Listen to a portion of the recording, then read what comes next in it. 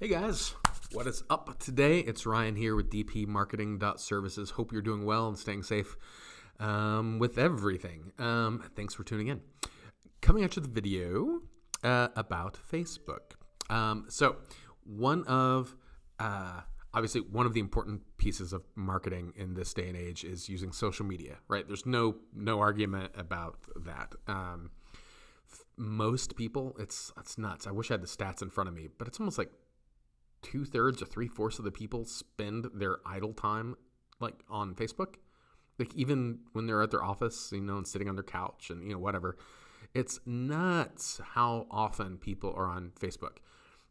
So because so many eyeballs are on there, it's a great platform to have your business represented, and to reach potential new people for the first time, or to communicate like loyalty to your existing and previous customer base. All good things. The trick is on Facebook, because people are actively passing time, right? They're not necessarily on Facebook because they're looking for a plumber, or they're looking for an HVAC guy. They're just bored and they're trying to get out of family dinner or whatever. There's a different way of thinking about Facebook to help increase the likelihood that people have a fond impression with you. And that is called the rule of thirds. So basically, if you were to go out and on every Facebook post, try to ask for business, like give us money, give us money, give us money, give us money, hire us, hire us, hire us. Over time, people stop paying attention. They tune you out. They unfollow you.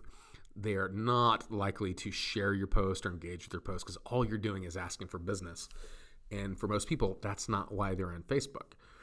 So the idea of the rule of thirds is that you break up your content that you're providing so that you're targeting people at different points on their particular cycle. So for instance, first rule of thirds in Facebook is 1/3 of your post should be generic shared material, probably found somewhere else.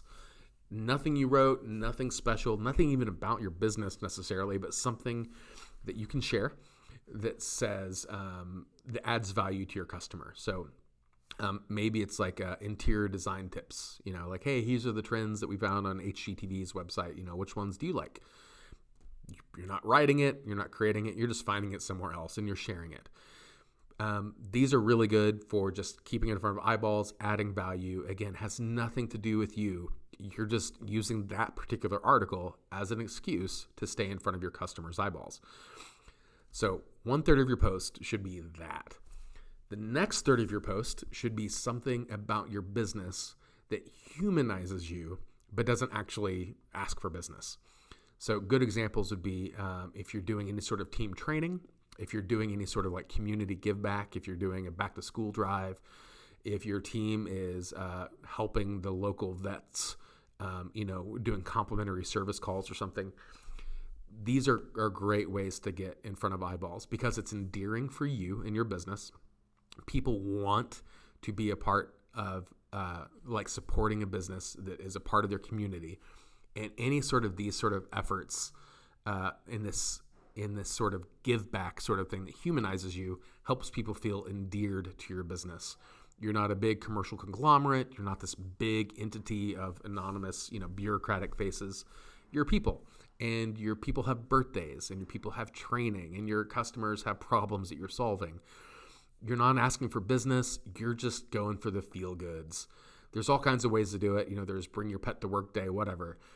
The point is, 2/3 of your posts at this point are not asking for business. The first third is asking or just sharing insights and tips and something you found somewhere else. The second third is just things that humanize your business and your brand. That's it. The last rule of thirds, so the last 3/3 of your post are things that can ask for business. These are coupons, promotions, incentives, rebates, whatever. Things that are directly trying to get a customer created in the process.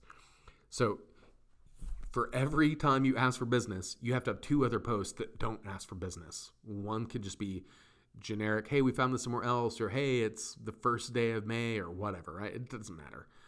You're just, again, using it as an excuse to stay in front of someone's eyeballs.